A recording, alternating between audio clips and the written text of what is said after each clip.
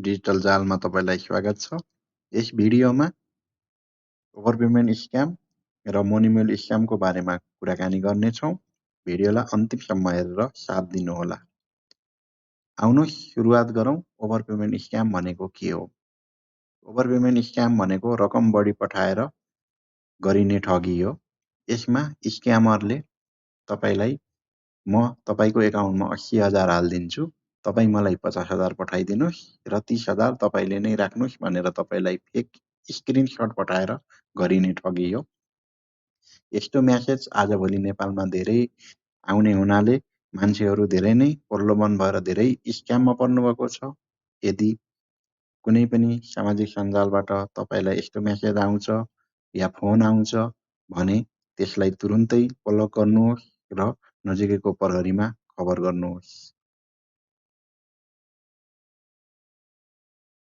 ओभरपेमेन्ट स्क्यामपछि आउनुहोस् एकछिन कुरा गरौँ मनीमेल स्क्यामको।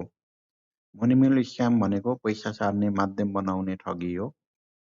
हेर्दाखेरि ओभरपेमेन्ट स्क्याम र मनीमेल स्क्याम एउटै जस्तै लाए नि, तर यी दुई कुरा फरक हुन्।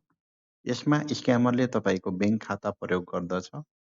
तपाईलाई केही निश्चित रकम पर्सेन्ट दिन्छु डिपोजिटमा, यति पर्सेन्ट भन्ने हिसाबले तपाईलाई स्क्यामरले अफर दिन्छ।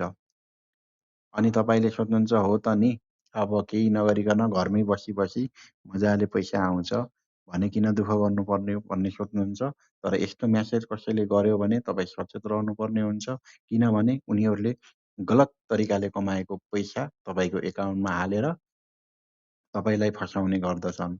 यसले भोलिआन तपाईलाई एकदम अप्ठ्यारो हुन्छ। स्क्यामरले फसाउने तरिका धेरै हुन सक्छन्। यो मनीमेल स्क्यामको केही इक्जाम्पल म तपाईलाई यहाँ प्रस्तुत गरेको छु।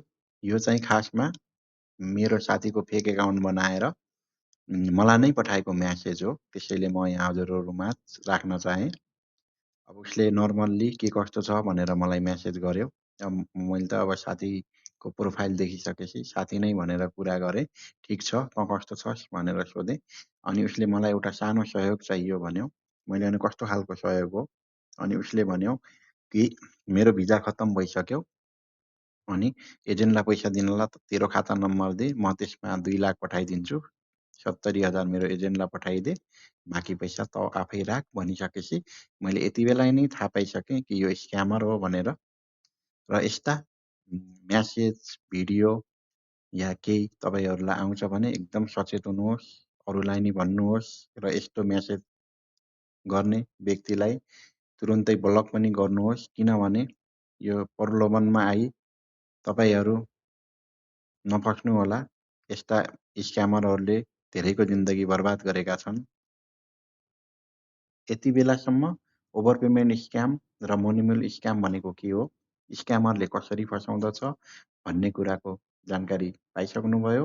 अब हामी यसबाट कसरी बच्ने त भन्ने विषयमा केही जानकारी गराउँदछौँ। सर्वप्रथम त हजुरहरुले कसैलाई पनि विश्वास नगर्नुहोस्, अपरिचित व्यक्तिदेखि टाढा नै रहनुहोस् र आफ्नो बैंक डिटेल अनि तपाईको एटीएम कार्ड, पिन कार्डहरु कसैलाई पनि सेयर नगर्नुहोस्। हेर्नुहोस्, पैसा कमाउन यति सजिलो छैन, त्यसैले लोभमा नआउनुहोस्। कसैले प्रलोभन देखायो भन्दैमा भएको पैसा पनि जान्छ। धेरै लोभ नगर्नुहोस्, मेहनतमा विश्वास गर्नुहोस्। जे छ जस्तो छ बरु एकसाथ खानुहोस्, त्यसैमै रमाउनुहोस्, तर कसैको प्रलोभनमा नपर्नुहोस्। यस भिडियोमा ओभरपेमेन्ट स्क्याम र मनीमेल स्क्याम भनेको के हो, स्क्यामरले कसरी फसाउँदछ र त्यसबाट हामी कसरी बच्न सक्छौं भनेर जानकारी गरायौं। यदि तपाई वा तपाईले चिनेको कोही स्क्यामरको शिकार हुनुभएको छ भने कृपया हाम्रो युट्युब च्यानलमा सम्पर्क गर्नुहोला।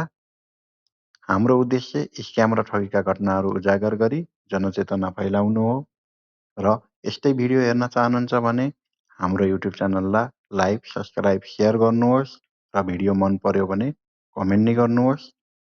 धन्यवाद।